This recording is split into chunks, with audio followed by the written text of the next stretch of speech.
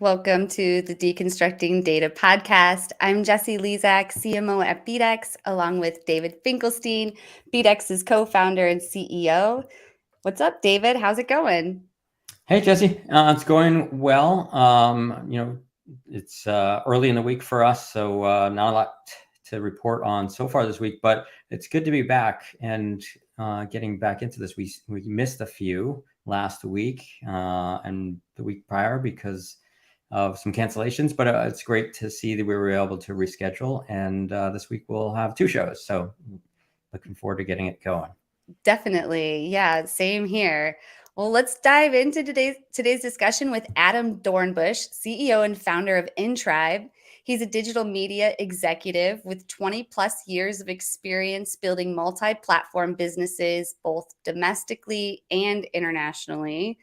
And prior to founding EnTribe, Adam spent 4 years building the community content and rewards program at GoPro, with his team licensing millions of photos and videos from the GoPro community for Super Bowl ads, the GoPro channel, out of home, and in-store marketing. And as we were talking with him pre-show, so much more. So we're looking forward to bringing Adam in. Welcome, Adam. Thanks, Jessie. Thanks, David. Pleasure to be here. Being here. Absolutely, Adam. We're really happy to have you on the show today. And why don't we kick it off? I'd love to have you share a little bit about your story. We talked about it a little bit before we went live, and I'd love you to share it with our listeners so they can hear what an amazing transition story you had from your prior experience before starting EnTribe and how you got to founding EnTribe, and then a little bit about what EnTribe is doing. Would be helpful for our listeners to hear. So yeah, thanks. Let's see. So I started my career, 20 plus years ago in a digital media, mostly acquiring and distributing television shows and films, putting them on the first video on demand television networks ever. So I actually started one of the first VOD networks and then started launching channels at a bunch of different platforms. Stars and Encore, the movie channels. I built Vongo, which was the precursor to Stars Play, which was also licensed to Netflix for their first run movies. Fast forward everywhere from Tribeca Film, Access 360 Media. I landed at Current TV, which was Al Gore's television network, and we were focused on citizen journalism. And that was really my first foray into user-generated content. So we started acquiring user-generated content from all over the globe, and we ended up selling the company for $500 million, which was a nice little exit. And then I ended up going over to GoPro. And Nick, the CEO at GoPro at the time, this is 10 years ago, tapped me and said, hey, you know how to license user-generated content from all over the world. We need to start doing this at scale because this is what's really building our brand. And I looked at him and said, you're not a television network. You're not a film company. He's like, no, but we are one of the biggest media companies in the world. We just don't know it yet. So he had the vision for what GoPro really could become. And this is prior to their IPO a couple of years. And what he wanted to do was start acquiring the photos and videos coming off the cameras, really work with the creators to up the level of their content. So make that content better. And so we started a creator community, one of the largest ever created. And we started communicating with them. And they loved us communicating back because they were posting to social media at the time. This is still fairly early days of Instagram, but people were sharing their photos and videos on social media. We just had no control over what they were doing. So like a lot of brands experience, a lot of that content was off-brand messaging. It wasn't what we wanted to show. We didn't want to show fighting. We didn't love the fail videos. We wanted to show inspirational content. So we started finding the best creators out there, working with them at scale. And, over the 4 years I was at GoPro, we probably licensed over 1 million pieces of content. We redistributed a lot of that content. And then in those 4 years, if you saw content on the news, on PlayStation, Xbox channels, on the back of Virgin America seatbacks, tons of other places, 99% of the time it came through my team. And we did an amazing job of controlling the brand message. And that's one of the things that really elevated GoPro to the sort of inspirational status that it has. While I was at GoPro, I started realizing every brand should be able to do this, not just a camera company, because everyone's posting photos and videos of other brands out there. Why can't other brands do this? And I realized, well, I had a team of about 60 people under me. Most brands can't afford that. But if I had a piece of software that sort of streamlined that process, I could probably do this with very limited staffing, maybe even just part-time person, 1 or 2 days a week. And so I set out to build EnTribe, and that's exactly what we did. And now we do it for brands large and small, everyone from Hershey's, Circle K, large brands like Google, smaller brands that you've never heard of before. And we even university clients, beverage companies, international companies. And we help them engage with their authentic community, whether it's their fans, their customers, their employees, their students, their alumni. And we help them engage through social media content, through photos and videos. But then we work with them on a one-on-one basis to really up the quality of that content so that the brands can have a better experience with those customers. Those creators can sort of get pulled into the marketing fold. And it really increases the engagement of customers as well as the sentiment around those brands. And so that's what EnTribe became. Very cool. Yeah, that's awesome. It's an amazing story. I love the transition, from the work you did at GoPro. Everyone and, anyone has seen dozens and dozens, if not hundreds and hundreds of GoPro videos, over the years that have been shared. And it shows that, everybody's sharing content these days, right? And so the transition to turn that into a business itself to help other companies curate that content is super. I love it. And of course, GoPro has a unique advantage because it's a camera company, but everyone's got a camera phone in their pocket that's high resolution these days. And people are sharing amazing photos and videos about every brand. It's amazing. Absolutely. And that's a great transition into our first topic, which is how can marketers reach millennials with user-generated content? You want to kick us off there, Adam? Yeah, happy to. So I think they have to. User-generated content is how millennials communicate these days. It's not just through emojis. It's not just through text messages. More and more, they share their experiences. And if it didn't happen on Instagram, it didn't happen. This is what a lot of people say. So you have to engage through user-generated content. Otherwise, you're missing the boat. Brands can only create so much content. The users, their creators, their fans are going to create way more than the brands could ever do. So what we like to say is 15 years ago, when social media really got started, brands started losing control of their voice. They lost control of their messaging because everyone's talking about the brand more than the brand can talk about themselves. Today, they're losing control of their creative. And so you need a way of engaging with the customers, controlling that creative, working with them on their user-generated content. Otherwise, you're missing the conversation entirely. Yeah, I can imagine that it's hard to track if you don't have something like EnTribe. Mm-hmm. You can have social listening tools and things like that, which is good. You can have, AI sniffing out sort of logo identification and things like that. That's fine. But people are still having that conversation out there unless you're having the conversation with them on those platforms. But also you need to create a one-on-one conversation with the best creators, the people that are really the power users, the people that are communicating the most about your brand. You really need to get ahead of it. And so by having a one-on-one conversation with them, and that's labor intensive. It's tough having a conversation with every single creator out there. And you're probably not going to staff up to communicate with 10, 100,000 creators. But with certain pieces of software, you can do it at scale very quickly. And the user can still feel that love, that attention. And with a little AI layered into it, which is what we do at EnTribe, most of our brands spend less than 2 hours a week on this process, but they communicate with all of their creators that they want to. Wow.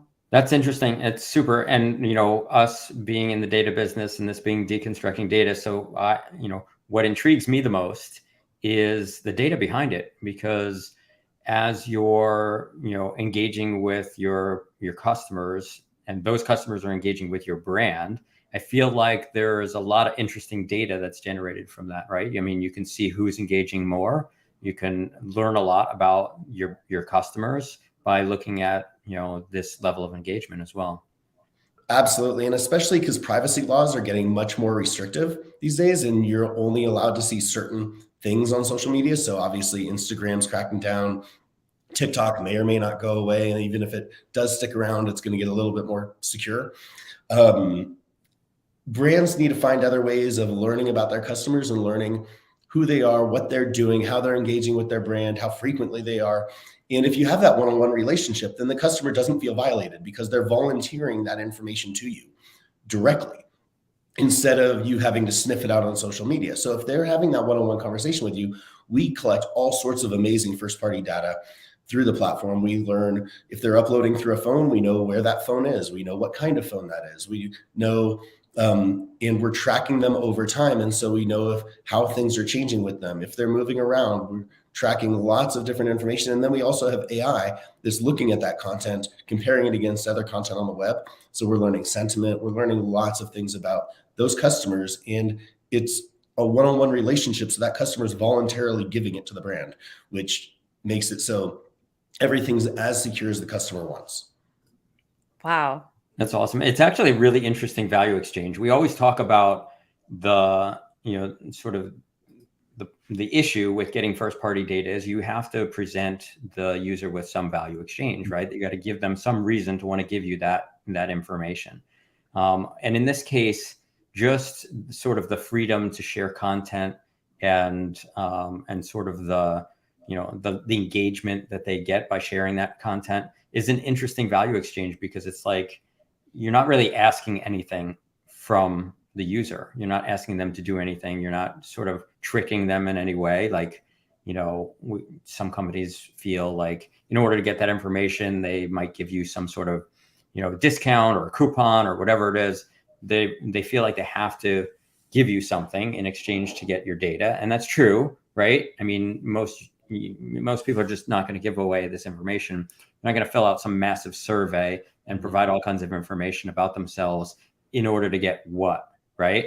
But creating something that's engaging to the consumer, that's the value, right? Absolutely. And actually, it's interesting. In a lot of our prospective brands say, well, how much are you paying them? How much do you have to reward them? And I tell them there's best practices for how you reward people. But honestly, most of our brands just reward with social media credit. When the brand reposts it, they just call out that person's username. And that's usually enough for the users. Some of our brands like give gift cards away or coupon codes to their e-commerce stores, drives more revenue for them. Great. But I say, if you're using it in a big advertisement, like a billboard, television commercial at GoPro, we used one in a Super Bowl ad, then you really should reward them with some monetary type reward that's appropriate to the level. I think at GoPro, we paid a dad throwing his kid in the air for a Super Bowl commercial over $100,000. That's fantastic for a Super Bowl ad. If it was just a social media post, social media credit's probably enough. But right, it's that value exchange. It's the creator isn't expecting to get paid like an influencer, because an influencer is doing it as a job. The creator is doing it because they're passionate about the brand. They're already taking that photo or video likely, or they're just triggered because you gave them a call to action and they're going to go do it because they're interested in doing it. Very cool. That's cool. I like it. Jesse, we got a question from David Wellborn. We did. And I thought you guys were kind of addressing it because you were talking about credit there, but he was asking about attribution here. Let me pull it back up. And, how do you apply attribution to the user generated content? Yeah, so that's a great question. We get that a lot too. So we calculate attribution in a number of different ways, and it's really content. So some of our brands, like we have some universities that care less about the content itself and care more about community engagement with the students. So they just want the students to be participating with each other and sort of creating that social life. Other brands care about the actual value of the content because they're using it in their marketing materials, and it's sort of a replacement for the creative that might have come from one of their agencies. So you can value it that way. Other of our brands care more about just creating a community of customers that are passionate and returning. At GoPro, we used to give away coupon codes to every single person that contributed content, even if we didn't use it, because they would go to our e-commerce store and it drove tons of revenue for us. And then we would pay the users if we actually use the content. They still run GoPro Awards today. They still give over $1 million away to the creators every single year. So I think attribution can be however you apply it. And we help our brands figure it out, because some of our brands are saying, hey, we know we want to get into user generated content. We just have real trouble figuring out how to value it and how to apply that value. And so we work with, typically in the first week, we help a brand figure it out when they become a customer. Very interesting. Yeah. I mean, have you heard of the term dark social? Mm-hmm. Absolutely. Yeah, it gets really hard to track. So that would be awesome if what EnTribe is doing is helping to track some of that. Yeah. But could you please discuss identity resolution in your words and the challenges of UGC? Sure. Well, so for us, it's a little different than most. So identity resolution for us, it goes back to the content for us. So we try to ensure verification of ownership of the content and make sure that that person is actually taking that content, and it also applies, and they also have the rights to distribute that content. So privacy laws become very important here, creating that one-on-one relationship with the customer. And so we have some customers that are alcohol brands. We have to verify the person's over 21. We have other customers that are very sensitive about child labor laws and things like that. And so we also have a theme park as a customer. So you can imagine what's happening in the theme park. We have to make sure that identity is protected in very secure ways. Otherwise, you're really violating that person's privacy. So we are very, very careful. Everything that we do happens in the background. And we only release content when it's verified by the brand itself, but also in many cases, the brand hires us to verify ownership. Sorry for the distractions there. Did you see David was asking, and then you kind of answered it, do you ever run into licensing issues of music or backgrounds in the user generated content? And then, So I sort of answered it, but let me expand a little bit further. Sure. So we haven't at EnTribe because we've been so careful, because my background obviously is licensing TV shows and films for some of the larger studios and networks. So I've been very, very careful about user-generated content licensing issues. At GoPro, when we got started, we had a couple issues pop up, but obviously we ironed those out very quickly. Actually, one of the biggest ones was before my time there, but we ironed all those out. And yes, sometimes it has to go to the lawyers, which is unfortunate. Thankfully, at EnTribe, we've never once had even a takedown notice, which is great. But I think that's probably just speaks to how careful we are with our customers and how careful we are with the privacy issues.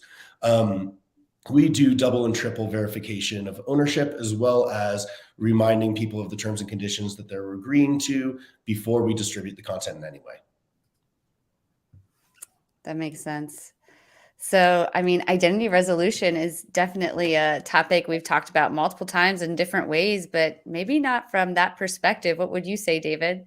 Yeah, it's definitely a different perspective. But it's interesting, in the case that you described, you have a direct relationship with those consumers, or, the brand does.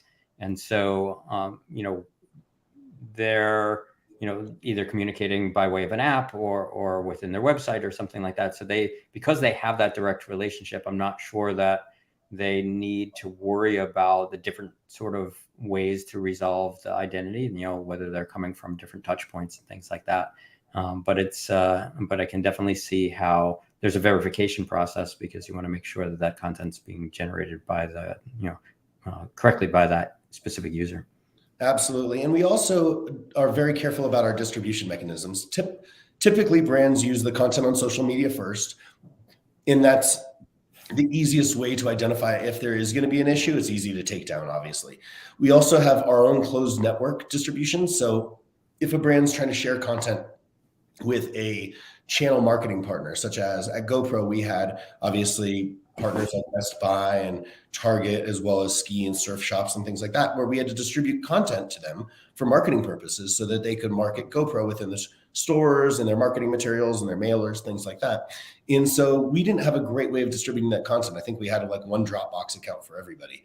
At EnTribe, we've created Media Hub, which is a very secure way of distributing content, whether it's going to your channel marketing partners, distributing it to your agencies, internal marketing teams that you have to get approvals from your lawyers, from other teams within the company.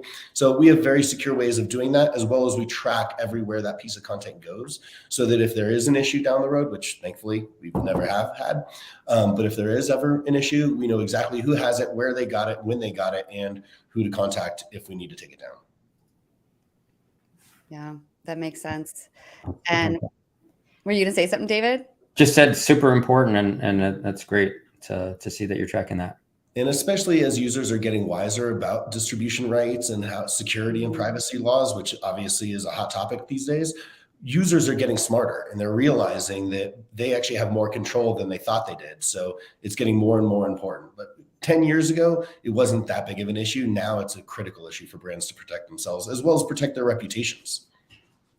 For sure. It's a really great segue into topic 3. At BDEX, we're talking about, first-party data a lot, especially as, Google said they're going to deprecate third-party cookies, and they continue to, postpone it. So who knows what's going to happen there. But nonetheless, still a good reason to, focus on your first-party data and make sure you're, using it in a way that actually helps your business, because there's a lot of junk out there. But why is first-party data so important in advertising today and everything that you're doing, Adam? Well, to really understand your customers, you need first-party data, right? So to really understand who they are, where they are, to retarget them, but also to find new customers like them, you really need to understand what they're doing, not just in that one moment that they're interacting with your brand, but in the rest of their lives. So if you can find the people that are already engaging with your brand, and then go find out what they're doing other places. But it's getting harder to track people through cookies and things like that because of privacy rules. So why not create a one-on-one relationship with them? Why not actually communicate with them? And the reason that most brands will tell me is it's super labor intensive. I don't have that bandwidth. I don't have that kind of marketing dollars. Well, we can create efficiencies through technology. Technology can make it easier to do that, make it streamline the process. So think about Salesforce. Before there was a Salesforce out there, you had to do everything manually. Tracking a sales team at scale was incredibly labor intensive and incredibly inefficient. When Salesforce came out, Oracle came out, they made it efficient. And so now it's very easy. And the amount of time that you're spending tracking your sales team is insignificant or significantly less than it was prior to that. Well, that's what we did at EnTribe. We've created a platform to streamline this process of managing a large creator community that doesn't directly report to you. A scalable creator community that could be international at levels. We can actually streamline that process, collect that data, manage that first party data for you, and make sense of it for you. So we can analyze it for you using AI, using just a bunch of tools that we've built into the platform. It's efficient now, which is a night and day difference. Wow. That's great. And Adam, I'd be remiss if I didn't mention our own capabilities right here, because it's interesting how what you're describing segues directly into, what we do as a business for brands. And so here you have this great platform that, helps create user generated content and make it, actionable. And in the process, collecting some really interesting first-party data. And think about it, that first-party data, not only is it super valuable, but you're looking at some of the most engaged people with your brand, right? And so if I'm a brand, I'm saying to myself, okay, well, I want to find more people that are as engaging as these people, because these are my best customers. Like, these people are promoting my brand for me, right? And that's what we do. And so, looking at those capabilities and saying, okay, well, Adam, once you help that brand with the sort of, engagement part of it, come talk to us, because what we do is we actually then take that first party data and use a machine learning platform that we developed that does a complete analysis of those consumers and finds more people just like them. And then we take that audience and help those brands advertise to those people. And so it's really interesting to say, okay, well, there's this whole, sort of storyline that says, okay, once you can get all these people engaging and you can get that first party data, you can then use BDEX's Omni IQ to then say, okay, well, I want to find more people that are just as engaging as these people. So we got to talk about that. Makes perfect sense. Absolutely. I was thinking the same thing. Yeah. I mean, you are basically helping people aggregate. I loved your analogy of the CRM. It's like a CRM, but for people who are out there posting on your behalf or posting for your brand. So you have all that first party data. Just imagine if you could learn about it and understand that audience from a marketer's perspective. It's like, okay, I have on the side, I have my own show, Whiskey Wednesday. And so if I could understand everybody who's out there posting about Whiskey Wednesday, who they are, what shampoo they use, what they're watching on TV, I would love to have that information. And so, yeah, my head was going to the same place, David. Absolutely. Yeah. Anything you want to add there, Adam? I was just going to say, we do partner with a bunch of different platforms that offer similar type services. So like, it's not the same stuff of what you guys are doing, because I think it's hugely valuable what you're doing. Like finding those engaged, that level of engaged persona is critical for a brand these days, because people go from brand to brand to brand, and their brand loyalty is gone in most cases. Obviously, there's some brands that are stickier than others. But if you can find the super engaged audience that really loves your brand, or even people like them, it's hard to beat that as value. Like that's one of the best value propositions you can offer to a brand. Yeah, for sure. Absolutely. Well, on that, we should probably transition into our fourth topic, which is what might you share with brands using influencer content, Adam? You know, I sometimes say some negative things about influencer content. Influencer content's typically good. You don't have a lot of control over those influencers. People more and more are realizing that influencer content is typically inauthentic. If it is authentic, then why do they have to get paid for it? And if an influencer is really hawking some wares just because they have a lot of followers, does that mean that someone's actually going to purchase that or purchase those things? No, because people are starting to realize that it's just an advertisement. It's just like hiring a celebrity.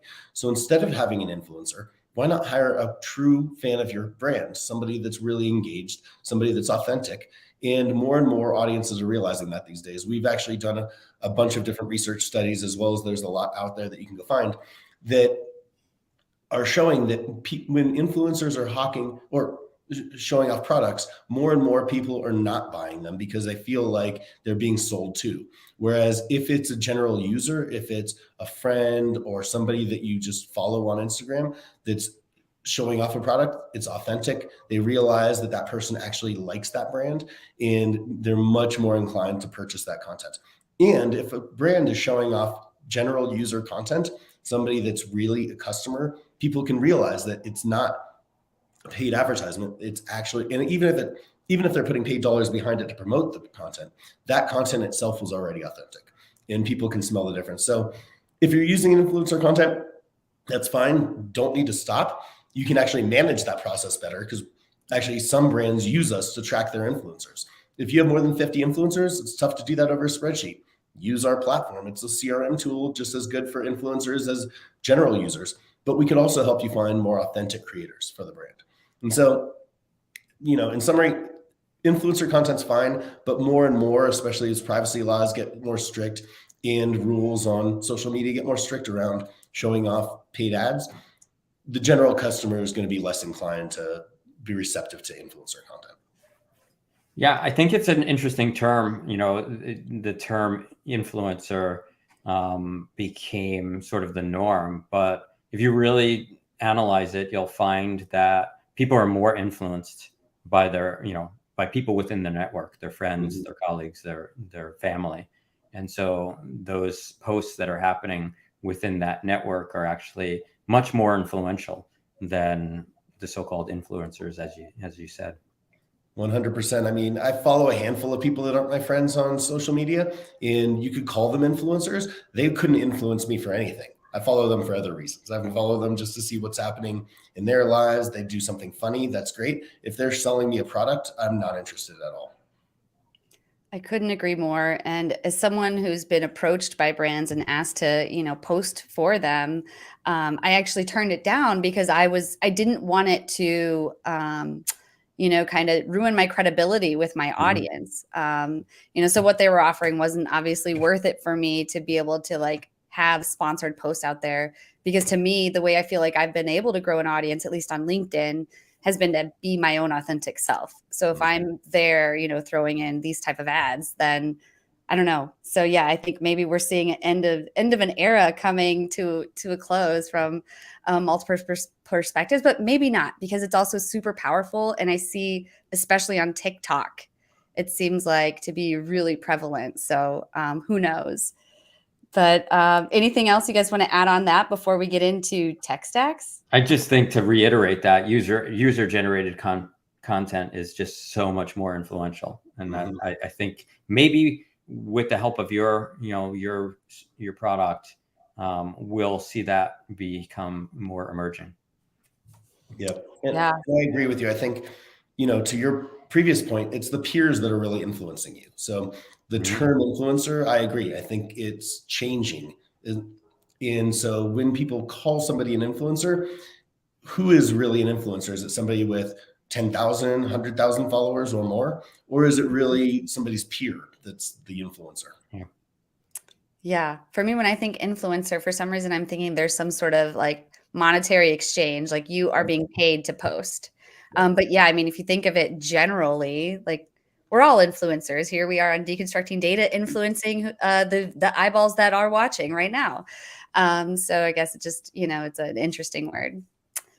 But tech stacks, we have to ask Adam, what are some of your favorite tools that you use in your tech stack? Great question. So we are 100% serverless. So we are fully cloud, fully AWS, and we are distributed internationally. So it makes scalability infinitely easier, which is fantastic because we do scale up and scale down based off of client needs and just number of clients. So that's probably my favorite, but also we employ a bunch of different AI algorithms. There's a ton of them out there right now, which is great. And they're only going to, double and triple over the next year. And they're getting more powerful. So we use AI for everything from looking into content to be able to pull more of that first party data out to, help brands identify who are their best creators, who are their worst creators, help brands sort through content in a much more efficient way. Also, identity verification is very important. So we use a bunch of different AI platforms that are layered on our AWS cloud servers. And, that's really the core of EnTribe is, other than that, we've got a bunch of like large data warehouses that just sort of manage all of that data and make sense of it all. And so just being able to process that data at scale internationally and very quickly has been critical to the health of our company. Well, I feel like we'd be doing our audience a injustice if we didn't ask you, at least to name one tool, because we typically tag in like at least one company. So, I mean, are you an Apple guy? Are you a Microsoft guy? Or what's your favorite calendar tool, maybe? So, of course, my company sort of lives and dies on Slack. We're on Slack 24/7. Emails just gotten too cluttered and too labor intensive. Of course, we use a bunch of different calendar apps for scheduling, which helps and things like that. But Slack just helps us keep multiple conversations going and keeps track of it in a very efficient way as well. So, and you can have private and group conversations at the same time. And so between, we outsource a lot of our efforts internally. We're mostly customer success and sales. Most of my tech development's outsourced. Most of my marketing and PR is outsourced to different agencies. And so we have different channels with all of them on Slack, and being able to have all those conversations within one app and collaborative tools is huge. Definitely. Well, I'm glad you mentioned Slack because BDEX started a new Slack community. You want to mention and tell everybody about it, David? Yeah. So, and we started a Slack community around data for ad tech. We call it data tech. And, it's still in its infancy, and, we're still trying to get engagement on that. Speaking of engagement, but it's something that we're hoping to grow and just give people an opportunity to share and learn through that community. So there's discussion groups on identity and AI and all kinds of other data related topics, typically related to ad tech or MarTech. Definitely. Yeah, we got to get more active in there and hopefully to start sharing more news stories of keep everybody posted of what's going on in the data world. So yeah, if that's something anyone is interested in, just reach out and we'll help you get into our new Slack community. But hey, we made it to the post topic section of the show. And so Adam, if you don't mind, if you could go back to a time when you first came into this industry, what is the number one piece of advice you would give yourself? Probably say yes to any opportunity. It's much easier to say no, and most people are more inclined to say no until they've given a reason to say yes. I actually take the opposite approach. I say yes to everything unless you have a really, really good reason to say no. My career path took a very non-traditional approach, but I went from one job to the next job because I kept saying yes, because it sounded interesting, because I knew I didn't have a really good reason to say no. And it launched me to where I am today, and I'm happier for it. So, I encourage people to take chances, take risks. And, if something goes bad, you can always figure it out later. But if you can say yes, you're taking those risks. You're stepping into opportunities when they're presented to you. That's good advice. I'll have to keep that in mind myself and say yes more. Because sometimes I feel like saying no is a skill. Mm-hmm. Yeah, that's a good point. It depends on the situation, but saying no is definitely a skill as well, because often people are quick to say yes and they get sidetracked from where they really need to be. So saying no is a skill, saying yes is a skill, balance, right? But I think the important, that all wraps into an important lesson we've discussed a number of times, which is just not being afraid to fail. Not being afraid to make mistakes. I think that's a typical entrepreneur's journey, right? I mean, you learn from your mistakes and you make lots of them, and you learn a lot along the way. And that's, I think that's all part of it as well. Yep, absolutely. Yeah, I think the saying no is keeping you focused, right? So I think say yes to opportunities, but you have to stay focused on what you're trying to accomplish. Certainly. Definitely. And DW added, be fearless. Mm-hmm. Great. And going off of that, are there any lessons you've learned along the way from past jobs or, this current role that you think everyone should know? Yeah. One thing I pride myself on more than probably anything else is hiring great people. And so working for great people, hiring great people is critical to success. There's been a handful of times where I've either worked for somebody that I didn't trust, I didn't like, or I've had people working for me that had similar characteristics. And those were always my least successful opportunities or times in life. When you work for great people, when you work for smart people, even if they might not be the most experienced in whatever field they are, as long as they're smart and they're trying hard, they're likely to be more successful than somebody with a lot of experience that might not be as bright or as driven. So I'd say work for smart people that are willing to work hard, even if they don't have all the experience that maybe the person next to them does. That's great advice. What might you add there, David? Yeah, I mean, to that point, I've always tried to hire people that are smarter than me at something. So, that's the I guess to your same point. If you can surround yourself with great people that are better at you at whatever it is that their task is, then that is definitely a recipe for success. Mm-hmm. I think that part of that is requires some ability to be humble and realize that you're not going to be the best at everything, right? And that there are going to be people on your team that are going to be better than you at something, and you have to accept that as an entrepreneur for sure. I remember the first time I had to pay one of my employees more than I was getting paid. And my boss turned to me and said, "Whoop, now you're a manager. Congratulations." I'm like, "I've been a manager for 15 years. No. Now you're really managing because you're managing people that have more qualifications than you do." For sure. And you're smart enough to hire them and be humble enough to do that. Wow. Without a doubt. It's great advice.